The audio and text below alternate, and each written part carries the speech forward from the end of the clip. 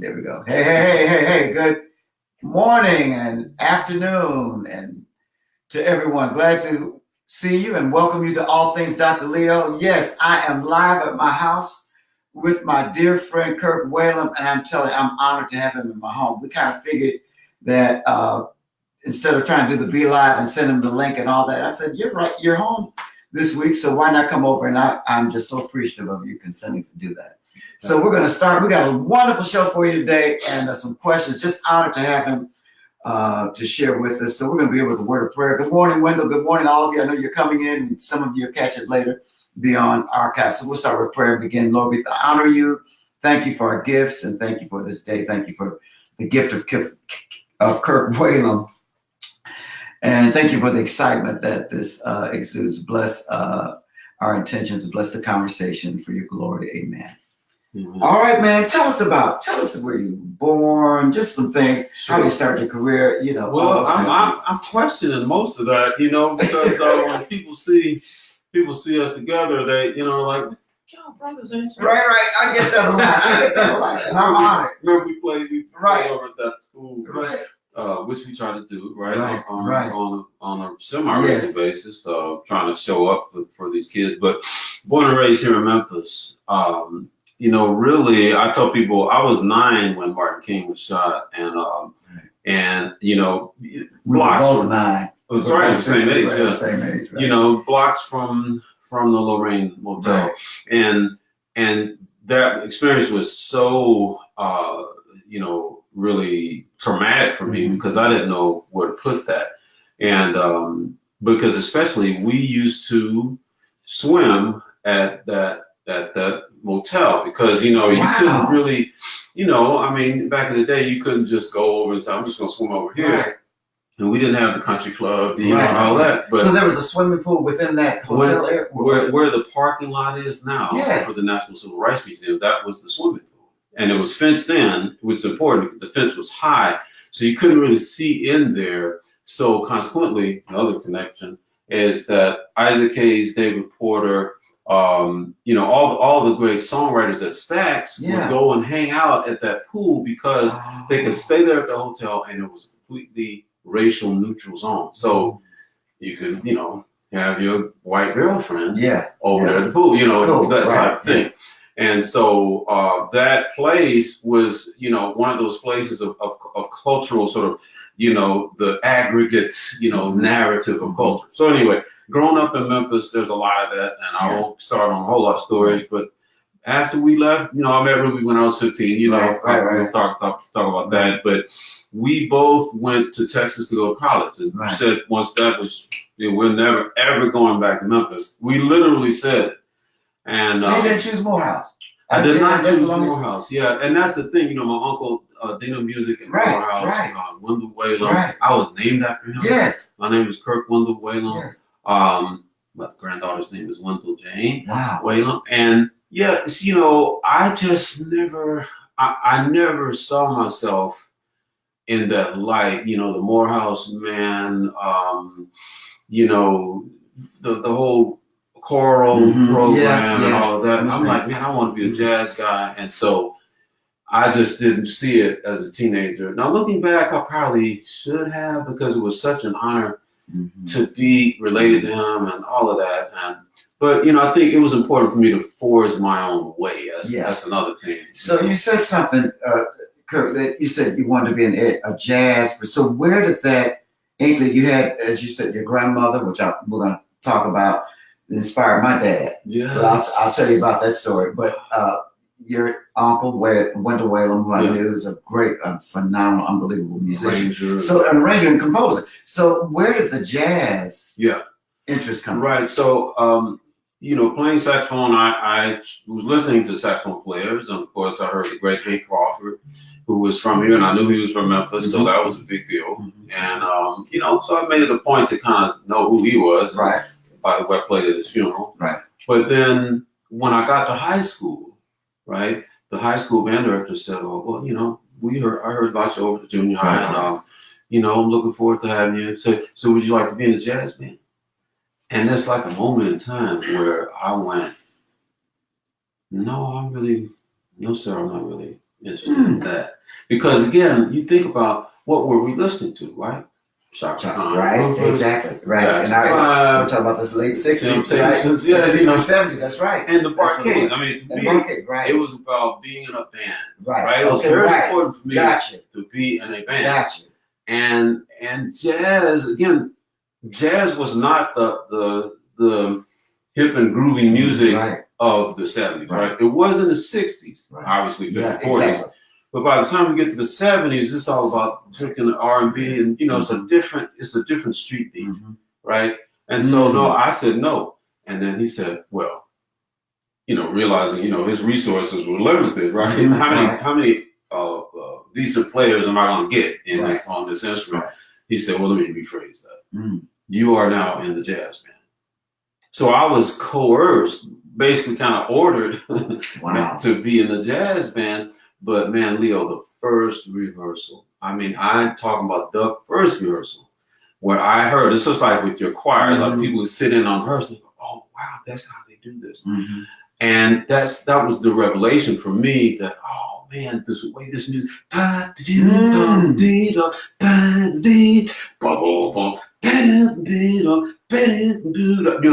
was it. That's all I needed to hear. But that's the importance of exposure. And so sometimes exposure has to be enforced. Yes. You know, and that's what happened with me. And then I have not looked back. I love it. We can talk later about what is that now with jazz music. But yeah, that's how I got started. That's amazing. So who were your influences? Yeah. Well, the first was Hank Crawford. Gotcha. Okay. You know, and that's important because I'm in church, right, every Sunday, my dad's pastor, and I'm hearing the great Deborah Manning and the great, you know, gospel singers. To me, Ozzie Smith, those guys. Ozzie Barbara Smith, that has always been the big influence to me, hearing them sing. So I kind of wanted to do that. I wanted to have that impact, the impact of a gospel singer. Now, Hank Crawford, that's who he was, you know. Really, they call him Mr. Blues. Right. But I mean, you know, it was deeper than that. It was more Mr. Gospel kind of. It's just that he wasn't playing, you know, sacred music. Right. But I heard him, and that was the big influence. Then later, I went to Texas Southern under the huge shadow of the great Arnett Cobb. Yeah. COBB, if somebody wants to Google him. But Arnett Cobb was, you know, just formidable in terms of his influence on me in so many sections. Because, and I can put it in a little vignette, when I met him, he lived about 5 blocks from Texas Southern. So he loved, when he was back in the country, he would, you know, he was on a crutch, so they had to bring him over there to see us, but he would always come by. And I remember, you know, I couldn't wait to play for him, you know, and so I played my little stuff, and he said, well, okay, all right. He cut me off. He said, I'm sure you've done that. But he said, okay, all right. You playing a whole lot of notes, but you ain't saying a damn thing. Right. Okay, and that in essence hurt first. But it also stopped my train of like, what is the purpose of what you're doing? Right. So you want to impress a lot of people. You learn this lick and learn that Ronnie Laws thing and this Grover Washington, you impress people. But if you want to impact people, that's different. A, that's got to be God coming through you. B, you have to play with a certain conviction as opposed to, well, this is what I've learned. Now, you should be learning things, and you should constantly, as yesterday I practiced, I will practice again today, because I do want to back that up with substance, right? And I do want to pursue virtuosity, right? I hear that in your music.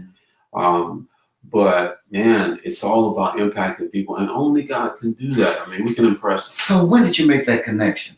That's wonderful, because you're telling us that you were trying to be impressive, right, with the notes and with the, you know, the diversity and the agility, all the styles, right, virtuosity, all that. So when did you make the connection to say, oh, I want more of that, I want to impact? So when was that? Well, really, what shifted that? I would say really it was that moment when it basically assaulted me and said, you know, you ain't doing nothing.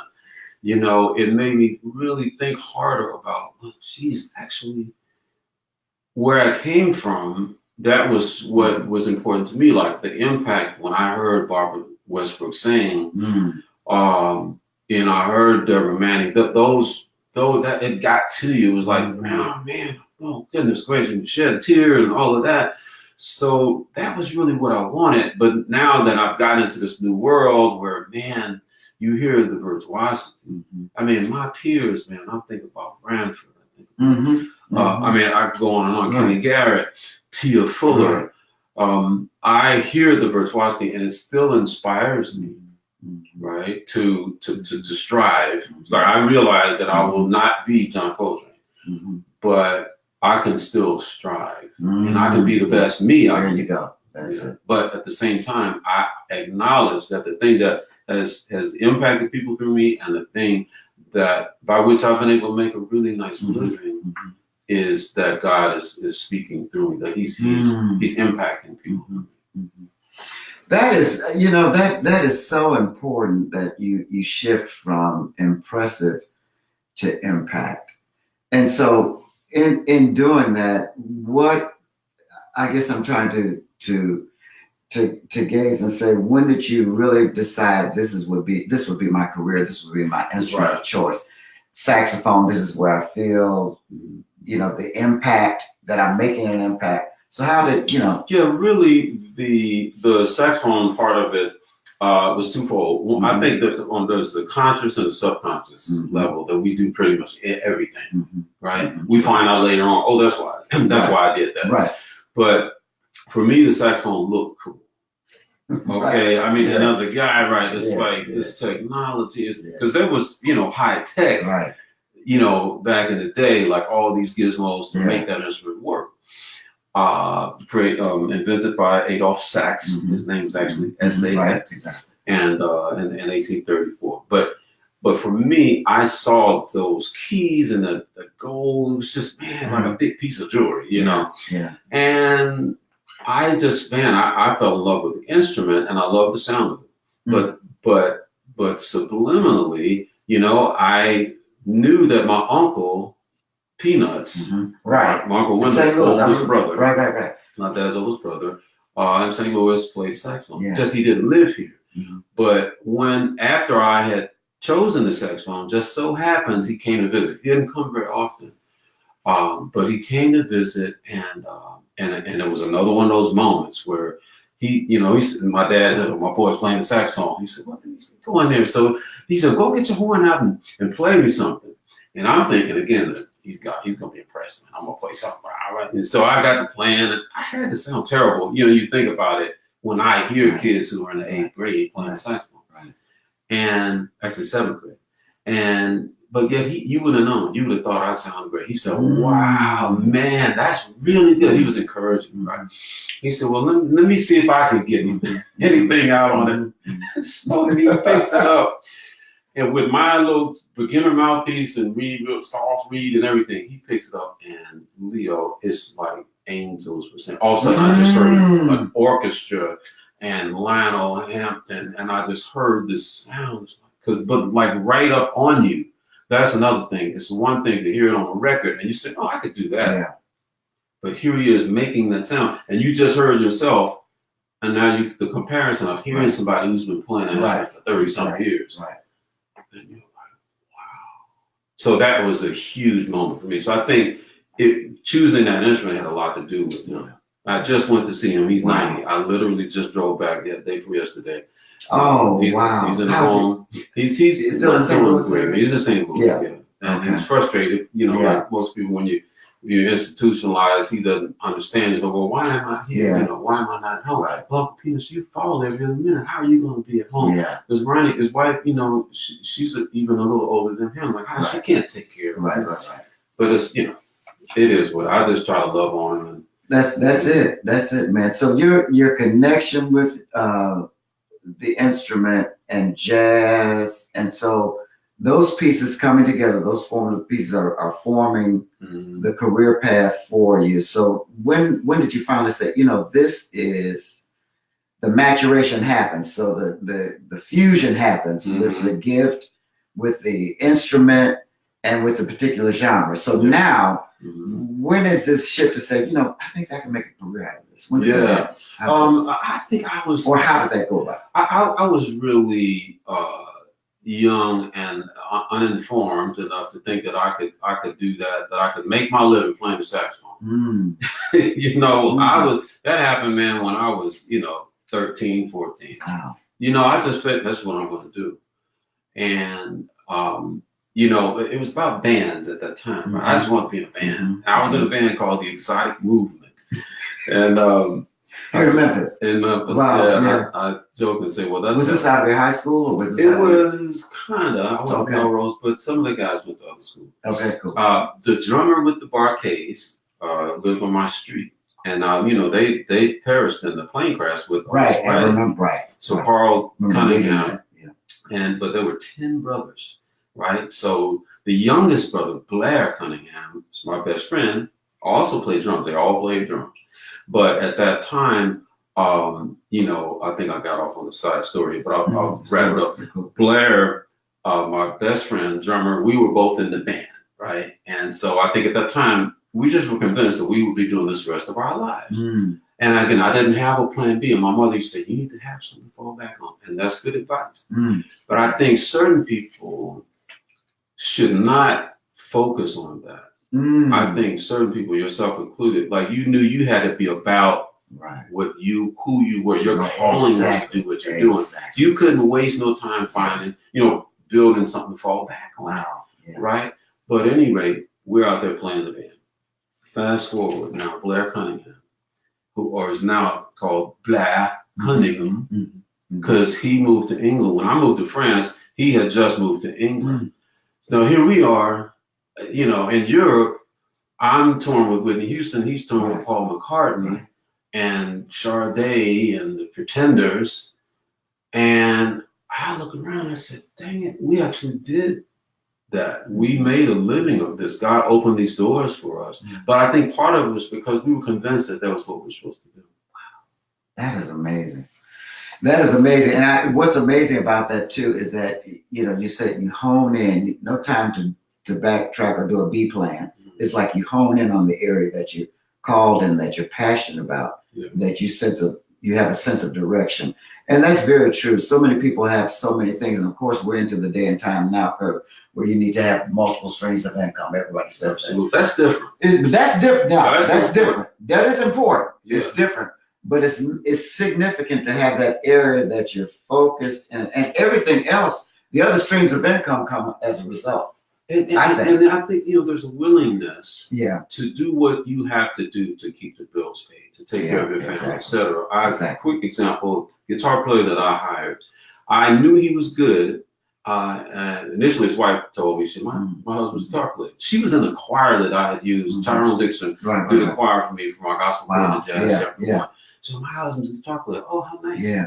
I'm like, right. How good is he? Right. When I heard him, I'm like, okay. Yeah. Right. He is actually good, right. But I had plenty of people I could choose from. Right. At this moment, man, I get in my car, Ruby and I go and stop by this bagel shop just to get a bagel.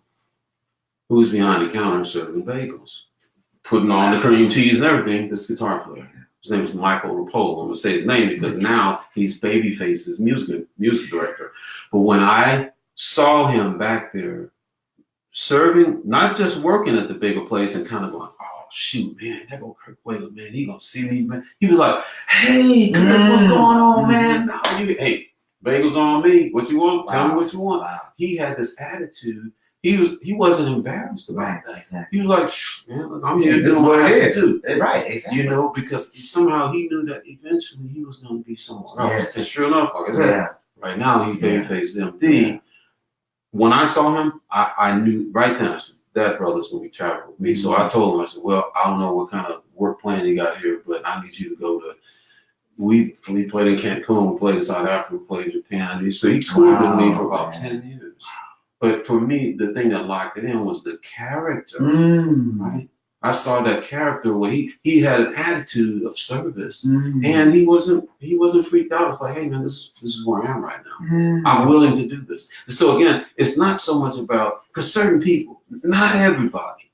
That's the thing. Like you'll know at a certain point, like, man, see the level of expertise, the level of virtuosity, the level, whatever you want to say.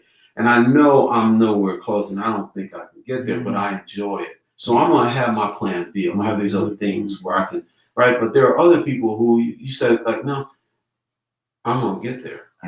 And so you're willing to not necessarily focus on a plan B, but you're willing to do what you have to do. Right. I want to stay there for a second. You said something very important, what you saw in this young man. That you recognized the talent and the skill, and then we shifted to that you walked into this bagel shop. Yeah. And ordinarily, I'm just backtracking that, ordinarily a person that would say, there's Kirk Whalum.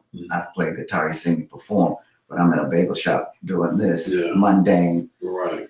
And he didn't shy away from you. No. Talk a little bit more about the character. You used that word character. You said that how important it was. I think that outside of the skill set, that the character is what drew you in to say, I want this guy as part of my team. Right. It's absolutely that. And I do, even myself, every day I'm asking God to just, speak wisdom and guidance to me so that I would also have that kind of character. Yeah. But just because I'm a band leader and I make records and stuff, that still doesn't preclude me, going too low when it comes to character. I have to operate and engage with people with character, because that's still the thing.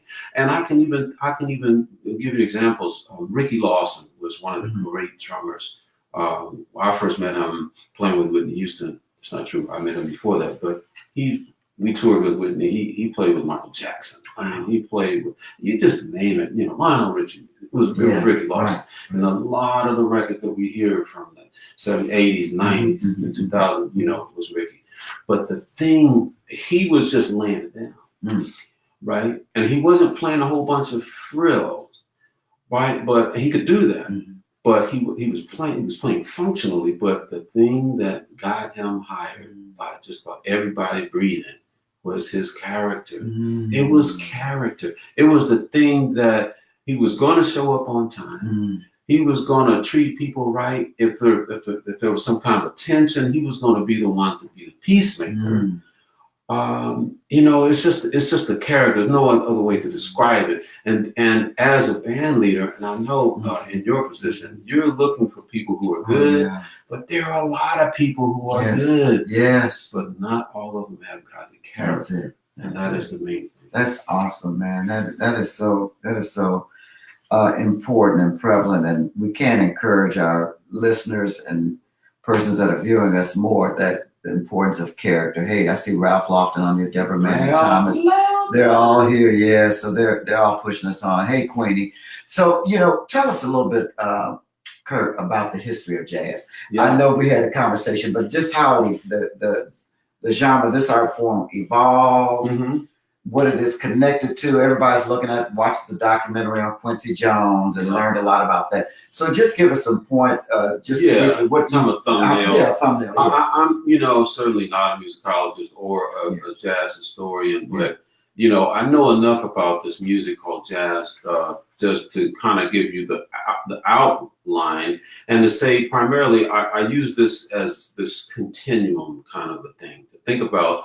If you on the continuum right now, we're listening to Jay-Z and we're listening to hip hop artists, right? Exactly. What's his name? Chance the Rapper. Just fill in the blank. But you hear elements that are taken from way down the line of that continuum. You hear that. I wish I could think of some of the names of artists, but now go all of that down and you're in the slave, era. You're in the cotton fields. And you could go, of course, further back and you're in Africa. So that music that, ended up now, it splits off to sort of sacred and secular, I guess you could say. I try not to think in hard lines like that, sacred and secular, as you know. But back then, it developed into Dixieland, it developed into blues, into, Negro spirituals. All those things coagulated in the cotton fields, and in the tobacco fields. And then you know, field hollers, and then, you know, even in the bordellos, you know, I think again in that area, in that era, you're talking about music that you would hear in the brothels, you know, and so it was not very different from it. That's why, you know, Thomas Dorsey got in trouble, because when he began to write, you know, he wrote Precious Lord and Take My Hand, that the musical form of that, again, the lyrics were one thing, but the musical form was exactly what he was playing in the club, in the juke joints. It was exactly the same. And the people knew that and they loved it. But then the sort of power structure said, hold on a second. Y'all can't bring that music in here.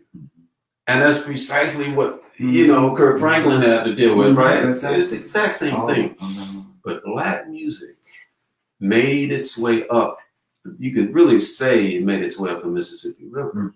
Because if you want to know the history of jazz, just follow that river. Right? From New Orleans. From New Orleans and Mississippi, Chicago, Alabama, and then made its way to Chicago, which was important because at the same time, Thomas Dorsey made his way from Georgia up to Chicago. Now he's at Metropolitan. You know, they're like, we don't want that music in here. Why? Because it was all about assimilation. Which had economic and social ramifications. It's like we got to assimilate, you see, because as long as we try to be black, we're not going to be able to get the good jobs, delivering good neighborhoods. We got to assimilate. So Metropolitan, you know, you're hearing the Alfirma Foundation, you know, and you're hearing anthems. Well, that has everything to do with jazz music too. Like it all kind of came up together, right? But eventually, again, by the way, it was JASS. It was jazz. Y'all, and it was a pejorative. Y'all playing that old jazz music, you know, from the whorehouses. You know, that's where you would hear the best music. Right? And somebody told me that same folk that they saw at the whorehouses was the same people they saw at church. So, you know, wasn't two groups of people. Anyway, so that's a social commentary. Oh wow, that's a whole nother right. But jazz now is making its way. So now you got Chicago, right? And eventually now we're up to the 30s and 40s, and you got swing music, right? So started out Dixieland, now you're in the swing era, and you got even folks from right here in Memphis, right? But now you got, you know, the Lionel Hampton orchestras, and the sound, it was more sophisticated. You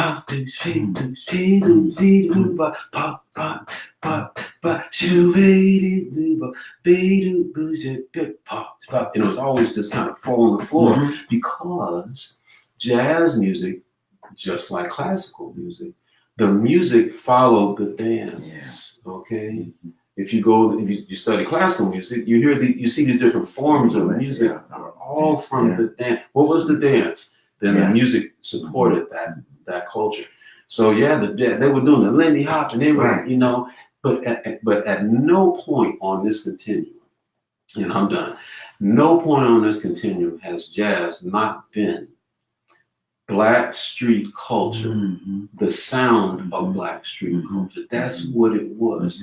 When it's on Sunday morning, right, in church, it was Negro spiritual and eventually gospel. But jazz music came out, it was like, that was what Black people, it was the groove of the street. That was the, you know, and that groove kept evolving. Now, when it got to the 50s, now all of a sudden, there was a sort of a scenario where the jazz musicians, especially in New York, now we're in New York, right? In New York, the Black jazz musicians were very frustrated because they saw this social dynamic where the white musicians, by then, jazz embraced everybody and brought everybody in, right? But of course, if your skin was white, you could get the better gigs, all right? And so New York City, all the society gigs, the big money paying gigs, it was Benny Goodman. You know, it was the white musicians. So the jazz musicians like Dizzy Gillespie, like Lester Young, Charlie Parker, Miles Davis, those guys like, okay, cool, go ahead and take the society gigs. But we're going to develop an art form out of this music that's so virtuosic, that's so, you know, complicated and complex and convoluted that you're not going to be able to play this music And sure enough, bebop. Right. That's where it happened. Yeah. So now it's like that's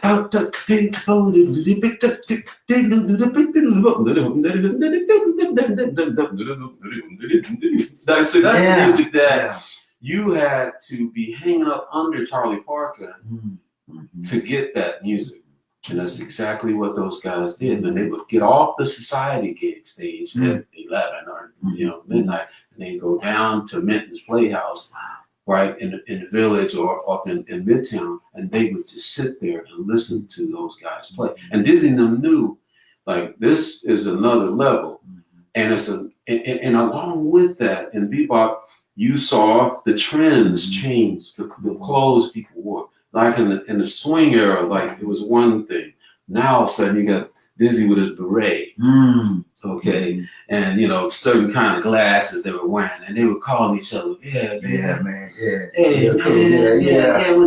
the cats gonna get here, oh yeah, that's cool. All of that stuff came in that era called bebop, and that era is maybe a little bit more significant than some of the other eras because so much of what we do now, say and speak and wear, came from that era, but it kept going. Right, it still went into avant-garde, John Coltrane, and Alice Coltrane and the Art Ensemble of Chicago. Then the music was more dissonant. But one of the things I try to remember again, so in the 90s, we smooth jazz happened, right? And so this music that essentially is supposed to be kind of backdrop for people working. So those of us who are classified as smooth jazz never liked that type. Right. Nobody wanted to be the backdrop. Right. But one of the things that I think is important is that the music has to be entertaining, and it is always going to represent Black street culture. Again, the idea that now there's white folks and there's people from Japan and all over who are now, purveyors of this music, and it's awesome because that's at the end of the day we're better together. Right. But if we're talking history, then we have to attribute this music, that whole continuum, to Black folks. There's more on that topic, guys. The history of jazz. They're one of several books, and Kurt, I'm sure, has one. But one I want to recommend, give for your library: The African American Music: An Introduction, second edition. There's a first and second edition, particularly the second edition by ethnomusicologists Melanie Burnham and Portia Maltby. And there's a wonderful chapter here on the history of jazz that she covers very much. Kirk, of course, is right on line about the bebop area, ragtime, how all those fused and helped develop that particular genre. I want to go back to one other, along with our questions, that you mentioned about the sacred and secular. And I love going at any of your performances that I can sense there's a variety of music. There's secular music, but there is a heavy presence of sacred within everything that you do. And so it's even within my work, like for Christmas concert, we're bringing Gregory Porter. And so a lot of people, they support it, and then there are the naysayers. Why is he bringing the secular artists? He ain't church, he ain't, And I don't see it that way. I see it as, so let's dialogue a little bit about that. What we do in the sacred and secular. I love that you brought that up. Absolutely. And let me just say briefly that Dr. Portia Maltby is a hero of mine. Yes. She's amazing. So the dichotomy, right, where we separate things with a hard line. Let's go back to, let's say, I don't know, Jesus. let's investigate, what would Jesus do? WWJD. So Jesus actually did not feel comfortable in the sacred environment, right? Jesus was Jewish, and he came into the religious, environment with the heart and purpose of God, like the love, the self-giving love of God. That's what he was about. This redemptive love. It wasn't something that was, necessarily supposed to be relegated to the sacred environment. In fact, it was catered to the secular environment, if you will. And again, I try not to separate them. Neither did he, because Jesus came and he just gathered. He didn't say, no, you're not a believer, no, you can't come. No, his whole thing was to go out in the marketplace or up somewhere on a street corner, on the hill or whatever. He wasn't preaching in church, right? He wasn't in the synagogue. He was like just telling stories. Exactly. He was telling stories. Jesus didn't really talk a whole lot of theology, right? Now he brought in the writings of prophets that kind of would make their way into his discourse, but he was just telling stories because people, at the end of the day, he knew they were working hard, and many of them were, he said, looked out on the crowd and he had compassion on them. Yeah. So basically, he was a storyteller. Now, what we do out in the marketplace, again, admittedly, I am a minister. I'm ordained. I went to seminary, so I have a calling, to preach the gospel, to be a minister. But I have never felt called specifically to pastor a church because that's a shepherding calling. I have some of that in me, but I know that really my music is my ministry. So I always have felt like I should be more stealth. And to just be out here in the marketplace and try my very best to elevate my game in terms of my craft so that I would be accepted in the marketplace because of that. Here's a guy who's bringing a spiritual message, or he's a Christian, or he's a minister. None of that. I was hoping and still hope that people are attracted by this other thing. They hear, oh, wait a minute, okay, what's that? But now, of course, I believe that underneath that is the anointing of the Holy Spirit, that conviction that comes from loving God that people can't resist. I always say I can break and enter into someone's heart. Like they really don't have, there's not a security system made that can keep me with that instrument from getting into your heart, because Jesus is the author of that music. So it's powerful. Right, I'm just looking at Ralph Lawson. I mean, when he plays that organ, it's it. Ralph got it. You got it. You can't Ralph Lawson nothing but. So like, no, I'm not gonna do it. You can't deny it. Can't deny it. You can't block God out like that. So, and I think that instrumental music is undervalued and underused in that particular way, because now here we have this powerful weapon, and the church is saying to these young musicians, you can't go out there in the world and play. And Jesus like, excuse me? I can see Jesus being very upset about that, because like you said, Gregory Porter, here's somebody playing keyboard with Gregory Porter, or you name the artist, and he's or she is introducing into that environment the spirit of the living God in a sonic form that people are like, okay, what's going on?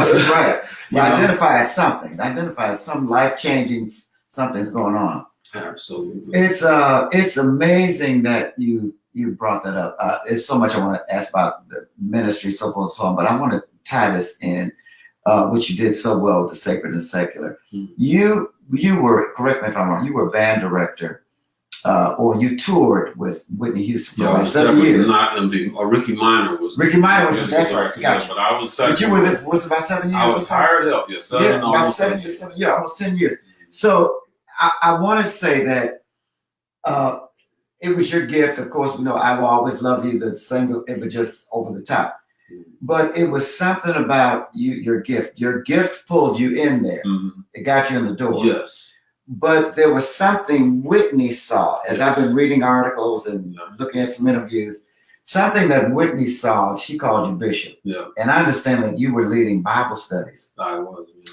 With that group. So it set you apart. A different kind of way. Would you talk a little bit about your experience, how you got to Whitney, Houston, and you? And by the way, that's another very good example of how important it is for us to send out our best musicians. So we like in church, we like to hold them in. But what if we were to, really give them the resources that they need in terms of spiritual character and just to get a vision, send them out, right? And so that's where we were. Ricky Minor is a good example. He loves God. Paul Jackson Jr. That whole band was amazing. Ricky Lawson, and I do believe that it was my calling at that time to work for her and to be there and be in place. That's another thing. I had some folks, say to me at that time, well, you can't serve God and the devil.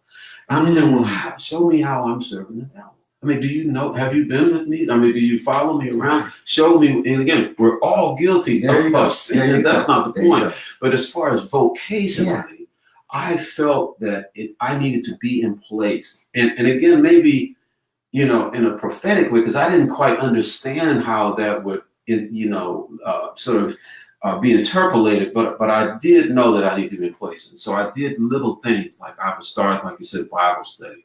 You know, we're out on the road, we're playing, oh, I want to dance with somebody, right? Yeah. But before we get on stage to play that song, we will have prayed together in a circle. I mean, you don't even do that. How many people get in their car, go to work, and are able to pray with their co-workers before the day begins? Very, very few. But that's what we did every single time we played. We had just prayed, and 90% of the time I was the one praying. And then I would, you know, and I would always make sure, because she, like, when I first got there, I'd ask the Lord, I said, God, allow me an entree into this world, into her world, where I can minister to her and where I can help her minister up.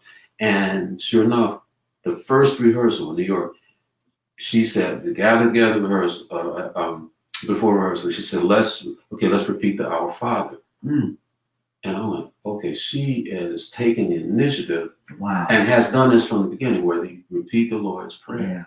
And I went, I'll take that. And so that was my signal. And just conversations that she and I had about the Lord. She said the next time it was time to pray, she said, well, why don't you pray? And from that point on, I was the one who prayed, because I was like, man, I'm going to pray, like, you know, Lord, strengthen us, allow us to be in your will, protect us, but mainly protect her. So in other words, we prayed for her. We were interceding for her. We were covering her in prayer. And so I saw my space there. She began to call me bishop. So the 7 years that I was bishop. And that was my calling, you know, at that time. I saw how when we were not with her after that season, I saw her life, you know, really begin to deteriorate. And I'm not giving us any undue credit, but I do know that the Lord used us, not just me, but we were all not just playing with her, we were praying for her the whole time. And I know that God used us, and I think God wants to use some more young musicians now. I think of the young kids from Memphis who went out to LA. They were in our little gospel choir jazz workshop, and now they're playing with Steve Wonder. You know, so Chris Pat, all of them, Stanley, you know, all those cats. Yeah, they're doing it big, man. That's interesting. So tell us about your experience with Bodyguard, that soundtrack, how that come about, your movement, all that. Tell us. So Bodyguard was a blip on a, you know, like a this is the itinerary of, you know, this day and of this month. And right here is Miami and Whitney's recording the song for the movie. Right. So we knew that it was for the movie, but other than that, we didn't know anything. Now, I'm pretty sure she had finished filming the movie by then, but now she was going back to record the song for the movie. She insisted to the directors that, hey, she wanted to sing it live to the film. That was a very big deal. And it was an automatic no, right? They were like, no. They didn't say that, right? They were going to work their way into the no. You know, in Hollywood, they go, oh, that's a great idea. Yeah. But they knew that was not a good idea, because you make a movie. The lighting, I mean, like right now we're sitting there, there's lights, there's, you know, makeup and wardrobe and all these reasons that they shoot, the timing and everything has to be perfect. So they shoot scenes multiple times, right? That's how movies are made. They don't make them straight through. Right. Now here she's saying, I want to sing this song live to the film. I'm like, no. Because what they normally do is they have you lip sync. Yeah. That way they can shoot the scene many times. She said, not on this one. I need to sing this live. And I don't think she could articulate why. But it moved her in a certain way where I think she knew that this was a God thing as opposed to a secular love song. You know, how we miss it when we lock God into these categories. So they went back and forth. She said, oh, by the way, I want my band to play live. They're like, You got to be kidding. Yeah. Where are they going to be? Right. Like, you know, you realize like every single instrument, like the kick drum, it has to be isolated. Yeah. We have to isolate the back and the saxophone, everything, because it's all going to bleed in together. Mm-hmm. She's like, figure it out, you know. Yeah. So sure enough, finally they said, we can't do it. You know, we need you to lip sync. She said, oh, okay. She said, well, and Ricky Minor recounted this story to me. She said, well, go ahead, do what you have to do. You know, whatever way you have to do it. She said, but you're going to have to find a singer. Because if I sing it, I'm singing it live to the film. My band is going to play. She basically walked out. So at this point, the directors are in a quandary. They got to figure this out. Mm-hmm. And sure enough, they did, man. Whitney sang that song live to the film. And we were there playing. Like, you see the movie, you don't see us, but when you hear us, we're there. We're behind the curtain, which was good because it's a big, thick curtain, right? So that at least there's that isolation. And then they had all kinds of baffles and foam and everything to isolate us from each other so they had some control over, you know, our volume. But we played that song live to the film. We could see her, right? You couldn't see us, but we could see her.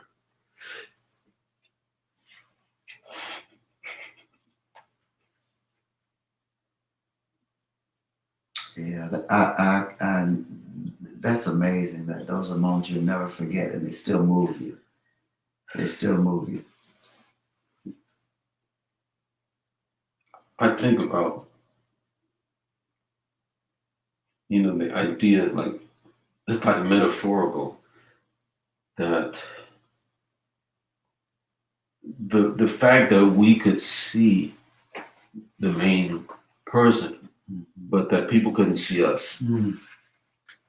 I just think that's really important. But anyway, yeah, that moment was amazing, and now you fast forward to the funeral, and I tell people that, you know, we played that song once. The song was a huge hit, and by the way, I was living in Paris when it hit, and I remember being on the subway, and, you know, and some French girl with her headphones and, you know, hey, we always love you. And I remember distinctly when it got to the saxophone, she started singing the saxophone.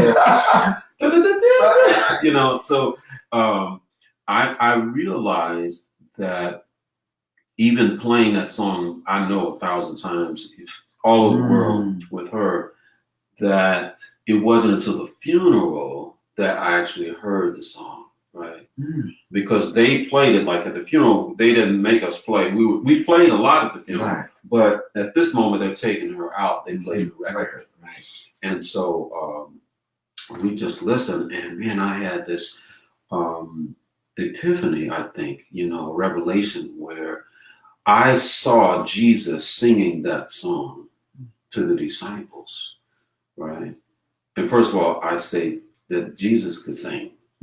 People don't, you never hear about that. I believe that Jesus could sing. You know, perfect light and perfect love opens his mouth and sings. But he was trying to explain to the disciples what had happened, right? I mean, because we take it for granted, like the suffering, the torture, you know, hanging him up in nails. We've read it, but those disciples, all they had was him speaking in allegory and parable. They couldn't get it. But I imagine him singing that song to them. If I should stay, I'd only be in the way. So I'll go. I'll go. I mean, that's the biggest two words in all of Scripture. I'll go. And yet I know that I'll be thinking of you guys every step of the way. Not only them, but everybody else who would follow him through their testimony. I will think of you. That's what's going to keep me moving forward, right? Every step of the way. We know the Via Dolorosa. Dolorosa means a way of suffering, right? And where he had almost bled out because of the cat of nine tails, digging his flesh out and just, you know, being hit and punched and spat on. And now he says, man, I'm not going to stop. I'm going to keep going because I think of you every step of the way. And the message of the gospel is right there in that song. I will always love you. Which, by the way, he was saying to them, you are afraid that I'll be gone, right? Because I'm dead. But he's saying, no, I'm actually going to be alive, but I'm going to live in you, right? And so I will always love you. I'm going to love you from the inside out. It's the presence of God, which is something that no religion really speaks of, but Jesus. Jesus is the one who said that. And so now I think in heaven, Whitney's going like, man, now I see why I had to sing that song.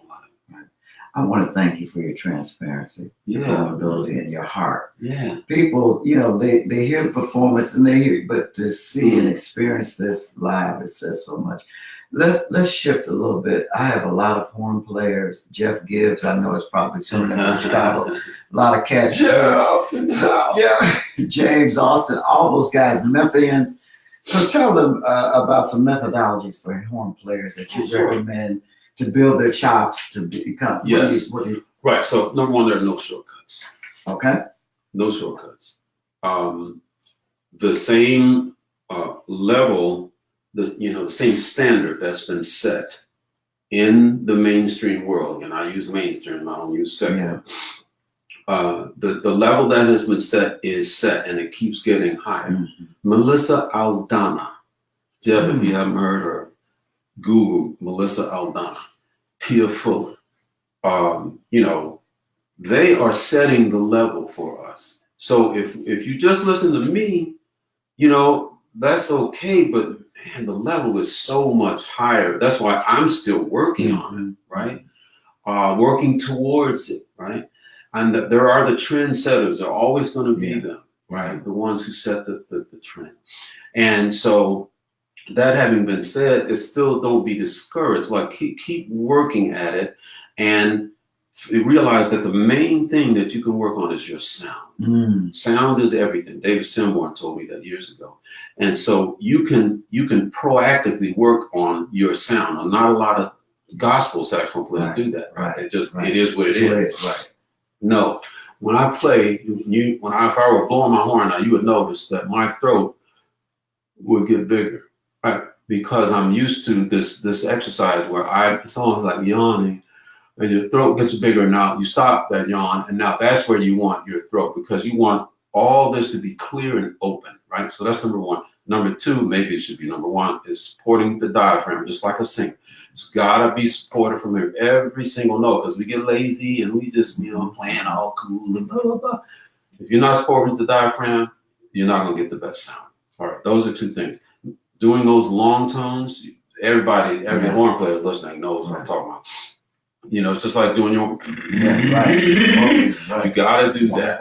So long tones all over the horn. I start in the middle, I work my way down and up. Right, I'm doing this like this, but it takes about 20 minutes to get to the whole range of the instrument. Another thing is that get that metronome app on your phone. All right, a tuner and a metronome. Those things back in the day we had to buy one. Now you just get an app that's free. And so you gotta have that metronome on while you practice your scales. That's another thing that people assume, that you just playing these licks and you sound good to yourself. But when I hear you, all right, I've been playing for 48 years. I can tell you ain't been playing with a metronome, right? Practicing with a metronome. And just like you hear people singing, you go, oh, stop. And you just correct them because you hear it so much. So practice those scales. You can never, ever get to the end of God when it comes to scales and sound. I mean, God is infinite. His wisdom and knowledge and creativity are infinite. So that is reflected in music, in the scales. We're working on scales and scale patterns. We're working on classical exercises and etudes, right? Etude means study. It's a study in a given thing. And so we're working on all those things, and we go and we transcribe Tia Fuller solo, or we transcribe the Kenny Garrett solo. And it's hard. Oh man, it's hard. Yes, it's hard. But that's what makes you a better musician. There's a lot of things like that, but it's about every day. I'm 48 years into this, and I'm gonna leave you today, and I gotta do some business on the computer and on the phone, but I would rather be practicing. So I keep that in the back of my mind. I get that business done while business day. Right. And, talking to people about certain, engagements and performances and logistics and blah, blah, blah. The second I'm done with that, I'll be practicing today. Yeah. And I always start the morning with, look, by your strength, I'm going to accomplish all these things. Sometimes it's hard. And there are days when I don't get to practice, but I hate it. Yeah. Right? I'm going to be practicing every day. The intent is that even when you miss, you're going to make it up the next day. Absolutely. You're still going to keep it going. The final question. This has just been unbelievable.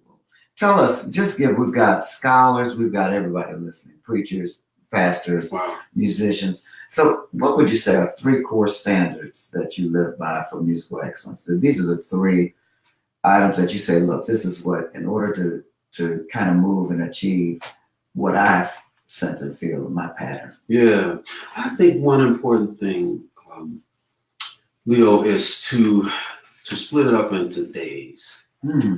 Right? I think it's important that I take today, and inside of that day, that microcosm, right? The macrocosm is like my whole career. Yeah. Inside of that day, I'm going to accomplish these things.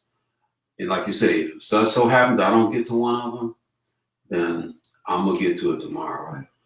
But, and I could just kind of make this not just music, but in general, especially for a touring musician, because you really have to be on this. Because the temptation is out there, and the distractions are out there. So number one, I absolutely feel like, your spiritual life has got to be first. Right. Get up in the morning and hit the floor. Just, bow before the King of Glory, to worship the God of creation. Yeah. To exalt Jesus, that every knee shall bow, every tongue confess. And I just begin the day by worshiping him. And to say that, I'm grateful for that scripture that says I can worship him in the beauty of holiness, right? Because if I come down there with thinking about, my own sinfulness, man, I'm distracted. But God has said, he said, I'm casting your sins into the sea of forgetfulness. So, man, I just worship him in the beauty of holiness. I'm beautiful like he's beautiful, right? So then once I worship him, and then it's about interceding and really just, laying out my petitions before God. And then it's about, man, interceding for my wife, your family, really be in place to be God's man or God's woman in the family. And then after that, man, it's about doing the work. Turn this thing off. It's about doing the work, when it comes to, practicing whatever it is that advances your career, that advances your ministry. There's a lot of logistics involved. There's details. Be about that, And man, and the last thing I'll mention is be healthy. Be healthy. Don't just eat all that stuff. We know better. And Black folks in particular, we have seen the light. We can't eat all that salt every day. We can't continue to eat all that pork. I mean, I'm gonna eat me some pork probably once every couple of weeks. Right. That's just my opinion. But I'm not gonna eat it every day. I'm not eating bacon every morning. So I think we have to take care of ourselves. And that to me is the last. This has been, man, I can't even begin to express. Looking at the views and the comments. So this is really awesome. Tell us about some things upcoming. Yes. From Cafe Kirk. Now, I was at the Halloran Center. Yes. Off the chain. Thank you. So I can't wait. Tell us what's next. What's going on. Memphians, hang with me. Cafe Kirk is our series at the Halloran Center right next to the Orpheum. Right. It's first Sundays. For now, it's every other. So the next one is December 2nd. Yeah. And we always have special guests. We had Lindsay Webster, she's incredible, from New York, and again, not quote unquote a believer, right, but someone who's on a spiritual path, and we just want to love on her and present this. Well, man, let me just throw this dig. That presentation of Yolanda Adams, "The Battle Is Not Yours," yes, sir. Man, she sent us to another place. Well, you could tell, and I said, I bet Leo's out there because I keep hearing the choir background. Man, it was amazing. But you can tell that she's touched by that, and that she is figuring it out. Right? Yeah. We're not going to say that we're saved and the unsaved. Right. It's automatic. It's a matter of time. Yeah. You just have to be with great. But it's called Cafe Kirk. The word Kirk means church. So look it up, Kirk. And so I consider this space as a liminal space, liminal as in between. It's not church, it's not the world, it's not sacred, secular, it's right in between. So in other words, it's a space where people can feel comfortable kind of being spiritual and allow us to kind of connect with them without the hardcore way, or what denomination, none of that. Yeah. All right, so that is Cafe Kirk. It's going to be eventually every first Sunday. But for now, the next one is December 2nd. My very special guest is Sheila E. Oh, man. And that's going to be off the chain. Yeah, and folks, that's December 2nd. December 2nd. And if folks are listening, I'll do 2 shows. Folks who are listening don't live in Memphis, it is a tour. It's called Gospel According to Jazz Christmas. Right. And so basically that tour is connecting with Cafe Kirk on December 2nd. Okay. Right. And so go to kirkwhalum.com, please, or my Facebook page, and you'll see all the details of the tour, what cities will be in and when. And the last thing is that I'm just finished with a documentary where I did collaborations with 16 artists from 8 countries, mostly younger than me. I went to all these places, in France and Kenya and in Japan, Indonesia, on. And we documented it, a filmmaker named Jim Haynen. And it's called Humanité, which is French for humanity. And so that record will come out early next year. The documentary we're taking to the Berlin Film Festival and to Sundance Film Festival so we can get that established. And so that will hopefully kind of create a path for the record. But it's something else, man. I'm really, really excited. I'm just so honored to have you in my home. Beautiful. Just how God is doing this and evolving this, and your heart and your passion for music. That's why you're great, man, because it's the gift, but it's just who you are. Your heart is so warm and so open and so transparent. And so we love you. The city of Memphis loves you. I love you. And we appreciate it. So Cafe Kirk, December 2nd. A few announcements. We know that Greg Reporter, we talked about that earlier, Friday, December 14th. So 7:30, we're excited. Tickets are really moving. Anthony Coleman, Brian Harris are doing a tremendous job promoting. So you want to get those tickets. VIPs are gone. No more gimmicks. It's coming out the end of this month. Publisher Sean Saunders, thank you. We're getting that out. So both the special edition and volume 2 will be out. Rome Choral Festival. We're looking forward to those of you that are attending. We've got about 48 or 51, somewhere numbers between that are attending. We still need some more tenors and stronger singers, but we're excited. It's going on July 2019. Next week's guest, Friday, November 2nd at 7 a.m., will be Roderick Dixon, the dramatic tenor that was formerly with, Roderick, this fabulous singer. Roderick Dixon, dramatic tenor, and his lovely wife, Alfreda Burke. We went to school together, Roosevelt University, dramatic soprano. They will be our guests. They'll be talking about their careers, talking about the voice, and how to treat and take care of your voice. And so we're going to have a great show next week. Please know that the series, All Things Dr. Leo, for this season is going to end November 16th. I'm going to take a break till January. So I'll have everything on. In fact, you can go and review now on YouTube all the previous, I think this is episode 15. So on YouTube channel, which is Leo H. Davis Jr., all things, hashtag all things Dr. Leo. So you can pull up all the remainder of the shows. So I have a final closing thought. And Kirk, you mind dismissing us in prayer? Oh, I'm happy. Here's the final quote. I'll tell you the person. I'll let Kirk see if he can identify it. Music is your own experience, your thoughts, your wisdom. If you don't live it, it won't come out of your horn. They teach you that music has boundaries, but man, there's no boundary line to art. What do you think that was, Kirk? Charlie Parker. That's our thought for today. No limits, no boundaries. Kirk, you want to dismiss us in prayer? Sir. God, thank you so much for the Charlie Parkers, Lester Youngs, and Billie Holidays. I could go on, Sarah Vaughan. Those who labored in this field we call jazz, and so many of them have given their hearts to you. So many of them suffered just man, trying to being black in this country, to be, Billie Holiday and not be able to go in the front door of a hotel where she was the star. And those are the types of things that God, you allow us to experience a little bit of what you suffered. And so, God, would you continue to humble our hearts, God, that we might exalt you, that you may be the superstar, that you may be made much of. Thank you for Leo's ministry and for all that takes place. And we give praise and glory to you, God, and ask everyone on this stream will be blessed, God, and touched by you today. In Jesus' name, amen. Amen.